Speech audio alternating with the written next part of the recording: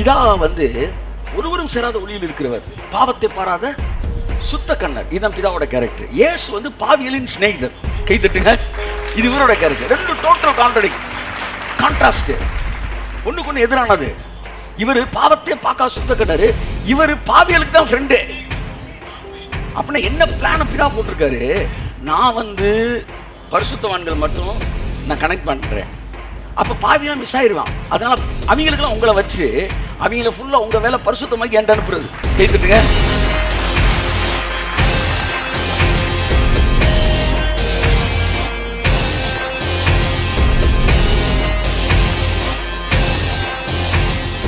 ரெண்டு வகையான விசுவாசம் பேசியிருக்காங்க.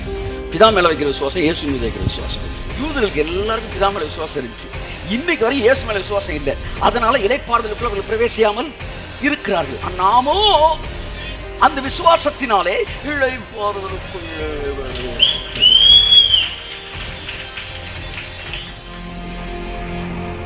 அப்ப அவன் சொல்லுவான், நீ செய்யாம வரியா? நாங்களும் செஞ்சுதான் வரோம்.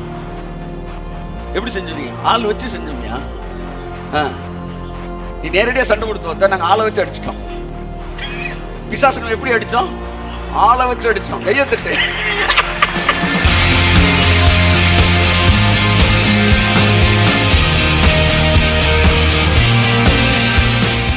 நீங்க நினைச்சுக்கிட்டீங்க நான் ஏதோ வந்து மல்லிகா வரைக்கும் கேமரா வச்சு படம் எடுத்த மாதிரியும், அதுக்கப்புறம் இதெல்லாம் சில்லறை தானே, கேமரா வச்சுக்கு வரமாவிடா அப்படி நினைச்சு நினைக்கிறியா? இன்னைக்கு வரைக்கும் பரலோகத்துல கேமரா ஆன்லாண்டா இருக்கு. எப்படி ஆபிரகாமை பார்த்தேனோ உன்னை அப்படி பார்க்கிறேன். ஆபிரகாம் எப்படி பாதுகாத்தேனோ உன்னை அப்படி நான் பாதுகாக்கிறேன்.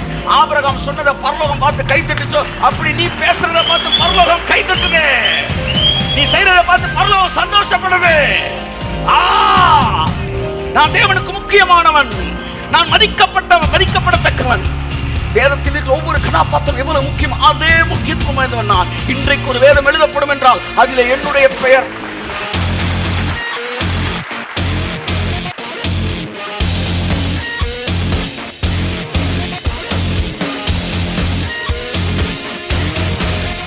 உங்களை வந்து டின்னர் கூப்பிட்டுருக்கேன், ஒரு 15 பேர், அதில் நீங்களும் ஒரு ஆள். டின்னர் கூப்பிடும் போது நீங்க 7:30 மணிக்கு வர்ற ஆளு 8 மணிக்கு வரீங்க. 8 மணிக்கு வரும்போது நாங்கள் எல்லாம் சாப்பிட்டு விட்டு கையை கழுவிட்டோம். பரவாயில்ல நீங்களும் வந்துட்டீங்கன்னு சொல்லிட்டு உனக்கு என்ன வாங்கி சாப்பிட்டுன்றோம். இது எப்படி இருக்கு? நாங்கள் முடிச்சிட்டோம், நீ வந்து ஆசீர்வாதத்தையும் நாங்கள் முடிச்சதில் வாங்கிக்க அப்படின்றது. இன்னொன்று சொல்றேன், 7:30 வர நீங்க 8க்கு வரீங்க, நாங்கள் 50 பேர் சாப்பிடாம உட்காந்துருக்கிறோம். நம்மை அல்லாமல் அவர்கள் பூரணராகாதபடிக்கு விசேஷித்த நன்மையானது ஒன்றை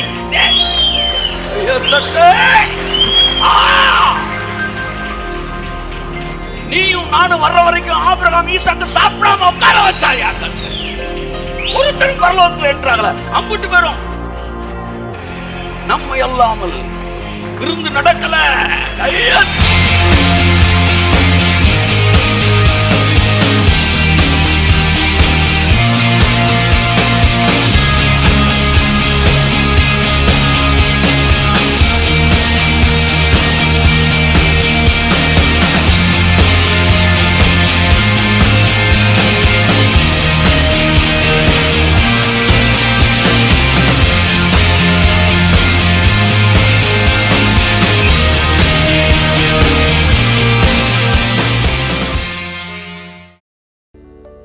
Praise God.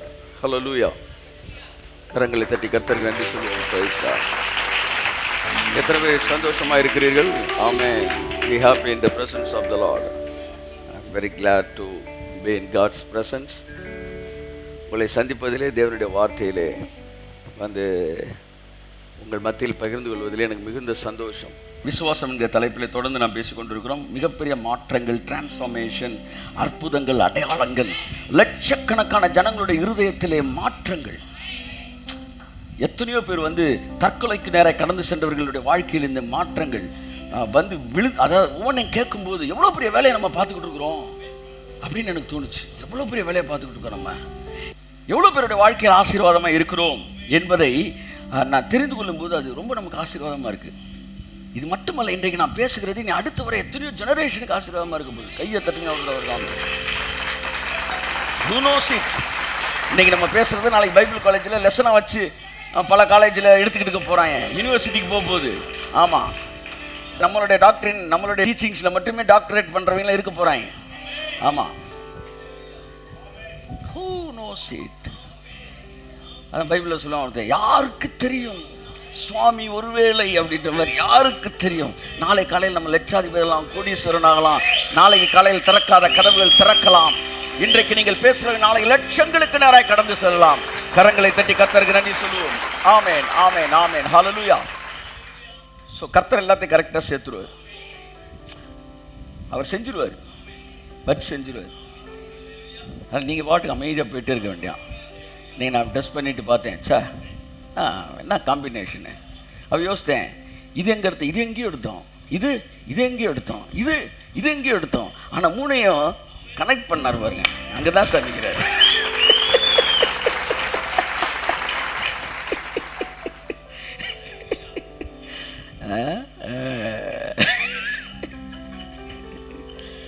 எல்லாம் சொல்லுங்க, நான் நல்லா இருக்கேன், அழகா இருக்கிறேன். உங்களை தாங்க சொல்கிறேன். நீங்கள் சொல்லுங்கள், நான் நல்லா இருக்கேன், நான் ஃப்ரெஷ்ஷாக இருக்கேன், சூப்பராக இருக்கிறேன். ஆமாம், இது உங்களுக்குள்ள தன்னம்பிக்கையை கொடுக்குறது. ஆமாம், ரொம்ப முக்கியமானது. உங்கள் ஸ்பிரிட்டு சோர்ந்து இருக்கும்போது தேவன் பேசுகிற பல விஷயங்கள், தேவன் அடுத்த கியரை போட்டு தான் உங்கள்கிட்ட பேசணும். அதை உங்கள் ஸ்பிரிட்டை டெவலப் பண்ணி அப்புறம் பேசணும். ஆனால் நீங்கள் உங்கள் ஸ்பிரிட்டில் கரெக்டாக இருந்தீங்கன்னா முதல் கியர்லேயே உங்கள்கிட்ட பேசிடுவார்.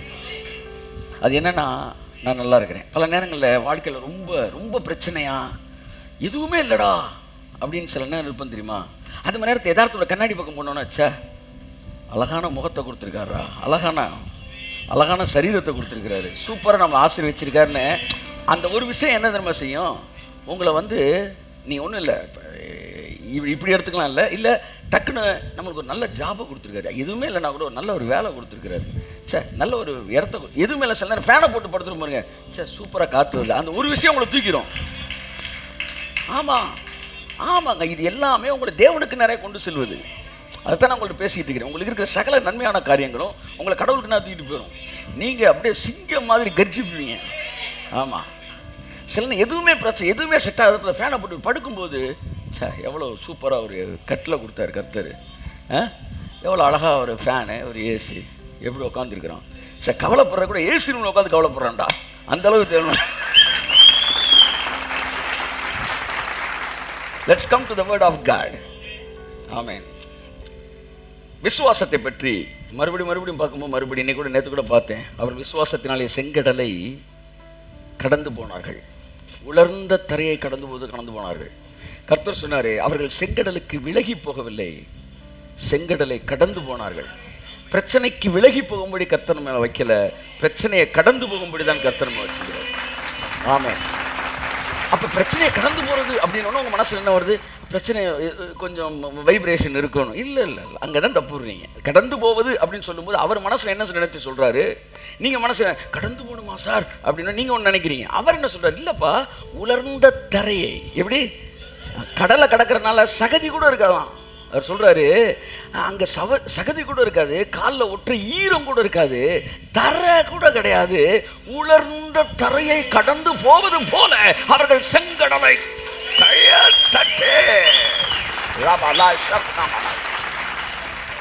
தார் ரோட கடந்த மாதிரி கடந்திருக்கிறாங்க. தரையில் ஈரமே இல்லையா சார், கையை தட்டுங்க சார், சார் ஈரமே இல்லையா சார்,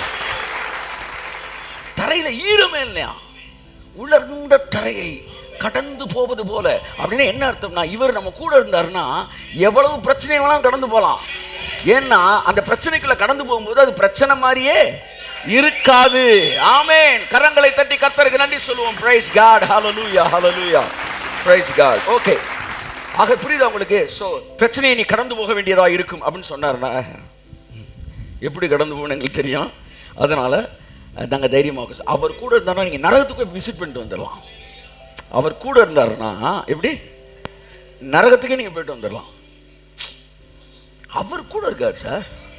நீங்கள் எப்போவுமே நரகத்தை பெருசா, சோதனையை பெருசா, பாவத்தை பெருசா இப்படியே பார்த்துட்டோம். ஆனால் இயேசுவை பெருசாக பார்க்கலாம் பாருங்க, அங்கே தானே மிஸ்டேக் பண்ணிட்டோம். அவர் கூட இருந்தாருன்னா செங்கடலை கூட உலர்ந்த தரையை கடப்பது போல கடந்து போயிடும். அப்போ நமக்கு உலகத்தான வித்தியாசம் என்னன்னா, அவனுக்கு வந்து அதே பிரச்சனை தான் நமக்கு வரும். ஆனால் நம்ம ரொம்ப ஈஸியாக ஹாயாக கடந்துட்டு போயிடுவோம். அவன் வந்துட்டு கடக்க முயற்சி செய்து செத்துடுவான். உனக்கு வந்து கடன் பிரச்சனை அவனுக்கு வந்துச்சு, ஆனால் அவன் செத்துட்டான். நீ உசுரோடு இருக்கிற காரணம் கர்த்தர் உன்னோடு கூட இருக்கிறார். ஆமாம். உனக்கு வந்து வியாதி அவனுக்கு வந்திருக்கான், அவனுக்கு வந்து வியாதி உனக்கு வந்திருக்கான். ஆனால் கர்த்தர் சொல்றாரு அவன் செத்துருவான், ஆனால் நீ உயிரோடு இருக்க. ஒரு மாதிரி கர்த்தர் என்கிட்ட கேட்டார், செங்கடல் எல்லாருக்கும் திறக்கல ஆண்டவரே, இந்த வியாதியில் சோமான எவனுமே இல்லையே. சிலருக்கு ஜெபிக்கும் போது என் மைண்டுக்கு வரும், இது வரைக்கும் எவனுமே சோமான எவனுமே இல்லை. ஆமாம், எவனுமே இல்லை, இவன் சோமாவான் அப்படின்னா. இல்லை அவங்களாம் சோமால, எல்லாரும் சோமான, அதுக்கு பேர் அற்புதமே கிடையாதா? ஒரு நாள் கேட்டார், செங்கடல் எல்லாருக்குமா திறந்துச்சு? எத்தனை லட்சம் பேர் அதை கிராஸ் பண்ணியிருப்பாங்க, ஒருத்தர் கூட செங்கடல் திறக்கல, அம்புட்டு படகுல தான் போச்சுங்க. ஆனால் என் ஜனங்களுக்கு அது திறந்துச்சு. ஐயா நல்லா நல்லா நல்லா receive the word. Amen amen amen amen amen amen. So செங்கடலை கிராஸ் பண்ணுறதுன்றது வந்து என்ன சொல்ல வரேன்னா, it's nothing when God is with you. ஆமாம், செங்கடலே கூட நீங்கள் கடந்து போயிடலாம். தேவன் கூட இருந்தாருன்னா நரகத்துக்கு போயிட்டு வந்துடலாம். ஆமென். சாது சுந்தர் சிங் சொன்ன மாதிரி, நான் பரலோகத்துக்கு வரணும் ஆண்டவரே, அதுக்காக நான் உங்களை நேசிக்கலை, நான் நரகத்துக்கு கூட போக தயார். இன்னைக்கு எத்தனை பேர் கடவுளை பரலோகத்துக்காண்டி கும்பிடுறாங்க, மனம் திரும்பு நரகம் வந்துருச்சு அப்படின்றாங்க. ஆனால் இயேசு பண்ண இந்த பிரசங்கத்திலையும் மனம் திரும்புகள் நரகம் சமீபமாக இருக்குன்னே பிரசங்கம் பண்ணல, பரலோக ராஜ்யம் சமீபமாக இருக்கிறதுன்னு பிரசங்கம் பண்ணார். ஆமென். புரியுதா? அப்போ பிரசங்கமே பாசிட்டிவாக தான் இருந்துச்சு, ஒரு பாசிட்டிவ் பிளெஸிங்கை வச்சு தான் பிரசங்கம் பண்ணார். என் பின்னாக வா, follow me, I will make you fishers of men. எப்படி கொடுத்தாரு செய்தி? நரகத்துக்கு போகிற என் பின்னாடி வாடா, உன்னை வச்சு செய்ய போகிறான் வாடான்னு கூப்பிட்டாரு. என் பின்னாடி வா, உன்னை மனுஷனை பிடிக்கிறோன்னு ஆக்குவேன். தேவன் எப்போவுமே பாசிட்டிவாக பேசுகிறவர். இவன் யார் சார் நீங்கள் எப்படி பிரசங்கம்னு சொல்லி கொடுக்குறதுக்கு? அவர் பைபிள் காலேஜ் பிரின்சிபலா? கூப்பிட்டு நறுக்குன்னு மண்டையில் கொட்டி, ஹூ ஆர் யூ? அதே question. Are you the principal of my Bible college? இல்லை எனக்கு வந்து are you the teacher? You may give your suggestion, but you are not in the position to order to me what should I preach. புரியுதா? புரியுதா? அந்த இடத்துல நில்லுங்க, அந்த இடத்துல நில்லுங்க. ஸோ ஆகவே நீங்களாக தான் இருக்கணும். லியோனோ ட்ரேவன் ஹில் அவர் எழுதின எழுப்புதல் தாமதிப்பதுன்னு ஒரு புக்கு, அதில் தீர்க்கதரிசியில் எங்கேன்னு ஒரு பக்கம். அந்த பக்கத்தை 20 வருஷத்துக்கு முன்பாக அந்த புத்தகத்தை படித்திருக்கிறேன். SIK Francis, Stanley, Lionel, somebody, third person, ஒருத்தர் 3 பேரும் சேர்ந்து அதை டிரான்ஸ்லேட் பண்ண புக்கு மில்லியன்ஸ் ஆஃப் காப்பீஸ் விற்றுருக்கு. ஒரு ப்ராஃபிட் எப்படி இருக்கணும்னு அந்த புக்கு 100 தடவை படிச்சிருக்கிறேன் 20 வருஷத்துக்கு முன்னாடி. ஆனால் ஃபியூச்சரில் இதில் எழுதப்பட்ட வரிகள் என் வாழ்க்கையில் நிறைவேறும்னு நினைக்கவே இல்லை. இன்னைக்கு காலையில் எடுத்து வாசிக்கிறேன், வா, ஒரு ப்ராஃபிட்னா யாருன்னு எழுதியிருக்கிறாரு. அவன் முற்றிலும் முரண்பட்டவன். கைப்பற்றுங்க. அவன் 100% தேவனால் அங்கீகரிக்கப்பட்டவனாகவும் 100% மனுஷனால் அங்கீகரிக்கப்படாதவனாகவும் இருப்பான். அவன் மன்னிக்கப்பட முடியாத அளவு முற்றிலும் முரண்பாடானவனா. கையை தட்டு. மக்களால் அவனை மன்னிக்கவே முடியாதா? நல்லா என்ஜாய் பண்ணு, எவ்ரிடே என்ஜாய் பண்ணுங்க. நல்லா சந்தோஷமா. எப்படி இருக்கு சார், எப்படி இருக்கீங்கன்னு கேட்டால் என்ன சொல்லணும்? கும்முன்னு இருக்குன்னு சொல்லணும். எப்படி சொல்லணும்? கும்முன்னு இருக்கணும். நிறைய பேர் சொல்லுவாங்க என்கிட்ட, அப்படியே போய் எப்படி இருந்துச்சு அப்படின்னா, அதாவது உங்கள் பாசையில் சொல்லணும்னா அப்படின்னு சொல்லுங்கள், கும்முன்னு இருக்கு சார். அந்த மார்டினல் சொல்லி சொல்ல, எப்படி இருக்கீங்கன்னு கேட்டால் நல்லா இருக்கீங்கன்னு சொல்லக்கூடாதான். எப்படி இருக்கீங்க? அவர் இருக்கிற பிரகாரமே இருக்கிறேன். அவர் இருக்க மாதிரி இங்கே இருக்கிறேன். எப்படி இருக்கீங்க? பக்கத்தில் பார்த்து கேளுங்க. நீங்கள் சொல்லுங்க, அவர் இருக்க மாதிரியே இருக்கிறேன், அவர் இருக்கிற பிரகாரமே நானும் இருக்கிறேன். எப்படி ஸ்டேட்மெண்ட்? டெய்லி சொல்லுங்க, அவர் இருக்கிற பிரகாரம் இருக்கிறேன். அவர் இருந்த பிரகாரம் அல்ல, அவர் இருக்கிற பிரகாரம் நான் இருக்கிறேன். அவர் இருந்த பிரகாரம்னா எருசலேம் நகர வீதிகளில் நடந்து கொண்டிருந்த மாம்சத்தில் இருந்த இயேசு. இருக்கிற பிரகாரம் உயிர்த்தெழுந்த இயேசு, உயிர்த்தெழுந்த இயேசு. அவர் இருக்கிற பிரகாரமாகவே நானும் இருக்கிறேன். கையெழுத்துக்கு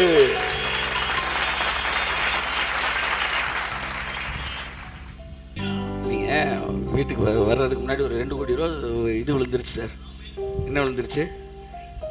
ஒரு அமௌண்ட் உங்களுக்கு விழுந்துருச்சு லாட்டில். சரியா?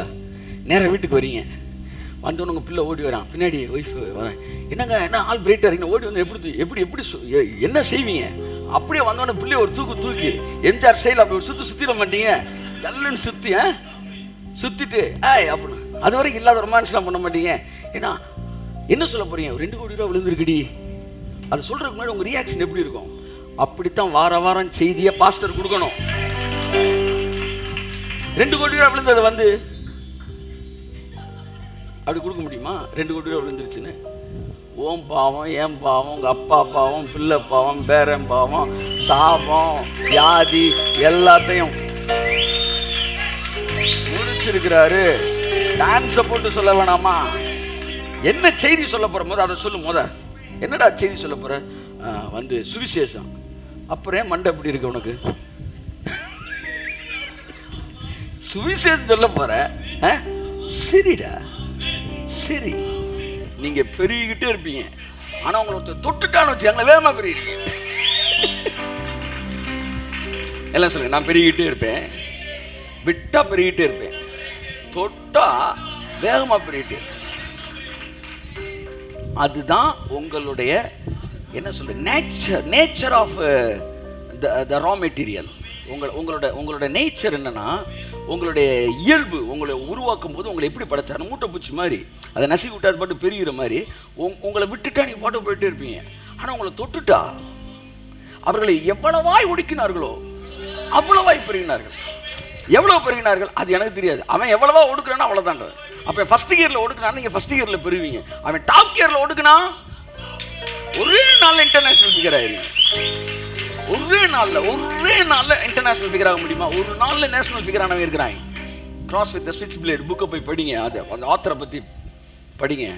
அவர் ஒரே நாள் நேஷனல் ஃபிகர் ஆனார். ஓவர் நைட் சார், ஒரு நாள்ல அத்தனை நியூஸ் பேப்பர் அவர் படத்தை போட்டாங்க.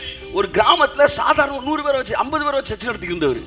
கர்த்தர் சொன்னாரா, நீ போ, இந்த கிரிமினல்ஸ் 3 பேர் இருக்காங்க, அவங்கள போய் நீ பாரு அப்படின்னு சொன்னாராம். உடனே கர்த்தர் எனக்கு பாரத்தை கொடுக்குறாரு, நான் போகணுன்னு எல்லாரும் காசு கொடுத்து அனுப்பிச்சு விட்டாங்க. இந்த கிரிமினல்ஸ்க்கு ஏதோ ஜோம் பண்ண போறாரு.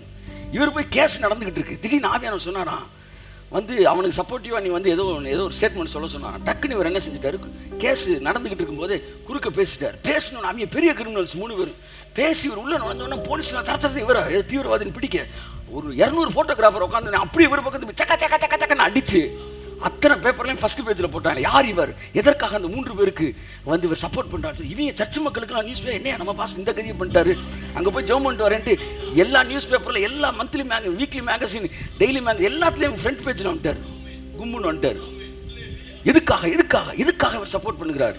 எதுக்கு நான் சொல்கிறேன் கேட்டுக்க. 2000 வருஷங்களுக்கு முன்பா அப்படின்னு தொடங்கி காஸ்பலை கொடுத்துட்டான். ஒரே நாள நேஷனல் ஃபிகர் ஆயிட்டார். டேவிட் வில்கர்சன் ஐ திங்க் அப்படின்றக்குள்ள முடிச்சுட்டு போயிடுவாரு. பக்கத்தில் சந்தோஷம் முகத்தை சிரிச்சு சொல்லுங்க, ஒரு ஓவர் நைட்டில் உங்களை பெரிய ஆள் ஆகிறாரு. என்ன சார் நீங்க என்ன சார் நினைச்சுக்கிட்டு இருக்கீங்க? நீங்க ஃப்ரீயா இருக்கணும்ன்ற காண்டி தான் உங்களை விட்டு வச்சிருக்கிறாரு. என்கிட்ட பலமுறை சொல்லுவா, ஜஸ்டினே நீ ரொம்ப சுதந்திரவாளி, நீ ஃப்ரீயா இருக்குன்னு விரும்புறவன். ஆமா, அதனால தான் உன்னை விட்டு வச்சிருக்கிறேன். கொஞ்ச நாள் நீ ஃப்ரீயா இருந்துக்க, உனக்கு இன்னும் பொறுப்புலாம் கூடி நீ கரெக்ட் இன்னும் கரெக்ட் அப்படின்னும் போது இன்னைக்கு நைட்டு உங்களை தூக்கிடுவாரு. ஆனால் நாளை காலை நிம்மதியாக டீ கூட குடிக்க முடியாது. அதனால விட்டு வச்சிருக்கிறார். என்ன சொல்றீங்க? ஆமென்.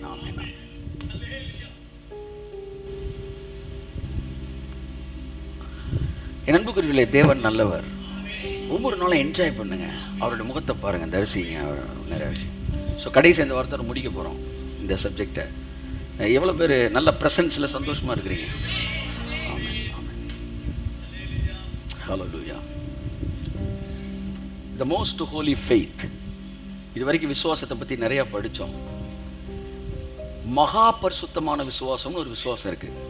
அதுதான் நான் கன்க்ளூஷனாக முடிக்கிறேன். ஆபிரகாமோட விசுவாசத்துக்கு மேலே, ஈசாக்கு விசுவாசத்துக்கு மேலே, அடுத்து யாக்கோபு, யோசேப்பு, சிம்சோன், இவன் விசுவாசத்துக்கெல்லாம் மேலே மகா பரிசுத்தமான விசுவாசம்னு ஒன்று வச்சிருக்கிறார்.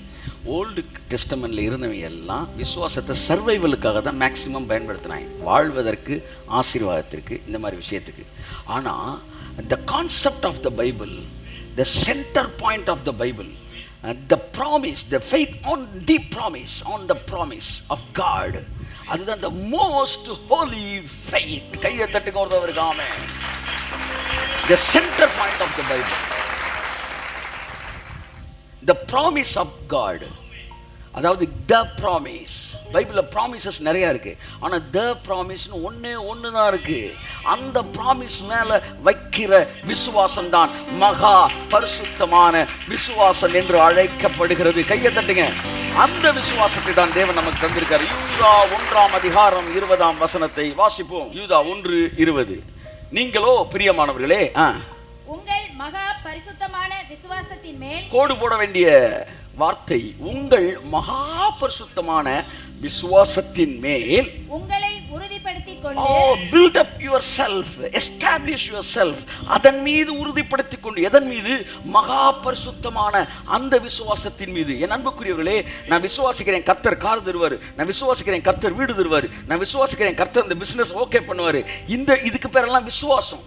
இன்னைக்கு நம்ம பார்க்க போறது இதுக்கெல்லாம் மேல, அதுக்கு பேரு மகா பரிசுத்தமான விசுவாசம். கைரங்களை தட்டி கர்த்தருக்கு நன்றி சொல்லுவோம்.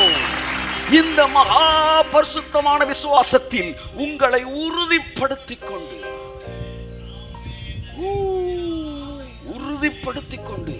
build up yourself on the most holy faith. உறுதிப்படுத்திக் கொண்டு, அடுத்து பரிசுத்த ஆவிக்குள் ஜெபம் பண்ணி. பயங்கரமான வார்த்தை. இந்த வார்த்தையை ஒட்டுமொத்த அத்தனை சபைகளும் இதை கற்றுக்கொண்டால் ஜெபம்னா என்னன்றது தெரிஞ்சுக்குவாங்க. ஜெபம் என்பது ஒரு தனி பேக்கேஜ் கிடையாது. சிலுவையில் அறையப்பட்ட இயேசு என்பது தனி பேக்கேஜ் கிடையாது. இந்த இடத்துல அழகா யூதா எழுதுறாரு, சூப்பரான ஒரு மேட்ரு. அன்புக்குரியவர்கள், நீங்களோ உங்கள் மகா பரிசுத்தமான அந்த விசுவாசத்தின் மேல், த ஃபெய்த். பைபிள்ல புதிய ஏற்பாட்டில் பல இடத்துல த ஃபெய்த் அப்படின்னா அந்த ஒரு விசுவாசம், ஆபிரகாம் பிள்ளைக்காக விசுவாசித்தான், ஈசாக்கு தன் மனைவிக்காக விசுவாசித்தான், யாக்கோபு தன் வாழ்க்கையில் ஆசீர்வதிக்கப்பட வேண்டும் என்று விசுவாசித்தான், யோசேப்பு கனவு நிறைவேற வேண்டும் என்று விசுவாசித்தான். இவங்க எல்லாம் வேற வேற வேற விஷயத்துக்கு விசுவாசத்தை வாங்கியிருக்கிறாங்க. ஆனால் நமக்கு கொடுக்கப்பட்டதோ மகா பரிசுத்தமான விசுவாசம். ஆமென். அந்த விசுவாசம் சிலுவையில், அதுதான் நான் பேசுறேன், சிலுவையிலே அறையப்பட்ட இயேசு சிலுவையில எதையெல்லாம் செய்து முடித்தார். அது அந்த குறிப்பிட்ட விசுவாசம். அதுக்கு பிறகு த ப்ராமிஸ் பின்னாடி பேசுறேன். இப்ப நான் ஜெபத்தை பத்தி பேசுறதுனால சொல்லிட்டு போறேன். இந்த ஜெபம் பண்ண போறவன் ஒரு நிமிஷம் இங்க வா, அவசரமா போகாத, வேகமா பாய் கிடைச்சிருச்சு அல்லது தனியா ஜெபிக்கிறதுக்கு ரூம் சாவி கிடைச்சிருச்சு, பாஸ்டர் சாவியை கொடுத்துட்டாரு ஓடாத, இங்க வா, நாங்களாம் சாவி வாங்கி ஜெபிச்சவங்க, இங்க வா. ஜெபிப்பதற்கு முன்பாக உங்களை அந்த மகா பரிசுத்தமான விசுவாசத்திற்குள்ளே, சிலுவையில இயேசு முடித்ததுக்குள்ளே உங்களை உறுதிப்படுத்திக் கொண்டு, எதையெல்லாம் இயேசு முடிச்சிருக்கிறாரு, எதையெல்லாம் நான் அழுது வாங்க வேண்டியதில்லை, எதெல்லாம் நான் கதறி வாங்க வேண்டியதில்லை, எதெல்லாம் உருண்டு வாங்க வேண்டியதில்லை, எனக்காக எதையெல்லாம் இயேசு செஞ்சு முடித்தார் என்ற அந்த விசுவாசத்தில் உன்னை உறுதிப்படுத்திக் கொண்டு பரிசுத்த ஆவியினாலே ஜெபம் பண்ண போ. இப்ப என்ன, நான் ஜெபிக்க போற தப்பு இல்லை. 2000 வருஷத்துக்கு முன்னாடி ஒரு சம்பவமே நடக்காத மாதிரி ஜெபிக்க போறான், அதைத்தான் தப்புன்றேன். ஜெபிக்க போறோம் எதுக்கு? கதற போறோம் எதுக்கு? உருள போறோம் எதுக்கு? 2000 வருஷத்துக்கு முன்னாடி எதுவுமே நடக்காத மாதிரி நீங்க ஜெபிச்சுக்கிட்டு இருக்கிறாங்க. ஆனா ஜெபம் 2000 வருஷத்துக்கு முன்னாடி ஒண்ணு நடந்துச்சு பத்தியா, அதோட இணைக்கப்பட்டதா இருக்கணும். கை தட்டுங்க ஒரு தவறுக்கு. மகா பரிசுத்தமான விசுவாசம், அதுதான் இயேசு சிலுவையிலே எனக்காக என்ன செய்து. கையை தட்டு. இந்த மகா பரிசுத்தமான விசுவாசத்தை பற்றி இன்றைக்கு உங்கள் மத்தியில் நான் பேச விரும்புகிறேன். என் அன்புக்குரியவர்களே, 2 விதமான விசுவாசம் உண்டு. 2 kinds of faith. ஒன்று சர்வைவல் காக விசுவாசிப்பது. சாமியை கும்பிட்டா என் குடும்பத்தில் நல்ல என் பிள்ளைக்கு வேலை கிடைச்சிடும், வாழ்க்கை ஃபுல்லாக அப்படியே போயிட்டுருக்கேன், எனக்கு வேலை கிடைக்கணும் பிள்ளைக்கு, அப்புறம் பொண்ணு கிடைக்கணும், அப்புறம் பொண்ணுக்காக ஜெபிச்சவன் பொண்ணு கிடைக்கலன்ற ஒரு பிரச்சனை, அடுத்து பொண்ணே ஒரு பிரச்சனை, மருமகளுக்கு ஒரு ஜெபம், அடுத்து பேரன், இப்படி விசுவாசத்தை ஃபுல்லாக இப்படியே அந்த பை ப்ராடக்ட்டுக்காகவே ஜெபிச்சுக்கிட்டு இருக்கிறாங்க. இது சர்வைவல் ஃபெய்த். இன்னொன்று இருக்கு, the most holy faith. Okay, that is what the center point of the Bible. கை தட்டுங்க. தூங்குறப்ப எந்திரிக்கிறப்ப தம்பி இந்த ஒன்று உங்களுக்கு சொல்ல விரும்புகிறேன். உங்கள் மனசு அந்த மகா பரிசுத்தமான விசுவாசத்தோடு இணைக்கப்பட்டு இருக்கும் என்றால் அந்த வாழ்க்கையே பரலோக வாழ்க்கை. ஆமாம், நான் வந்து சார், நான் வந்து என் ஊழியத்துக்கு விசுவாசிக்கிறேன் சார், என் பிள்ளைக்கு விசுவாசிக்கிறேன் சார், எங்கள் அண்ணனுக்கு விசுவாசிக்கிறேன் சார். இதெல்லாம் வந்து எப்படி சொல்கிறது, செகண்ட் ஸ்டாண்டர்ட் ஃபெய்த்து. ஆனால் மகா பரிசுத்தமான விசுவாசத்தில் நீங்கள் கனெக்ட் ஆகிட்டீங்கன்னு வச்சுக்கோங்களேன், அது ஃபஸ்ட் கிளாஸ் ஃபெய்த். ஏன்னா அந்த ஃபெய்த்துக்குள்ளே நீங்கள் கேட்ட எல்லா மேட்டரும் உள்ள இருக்குது.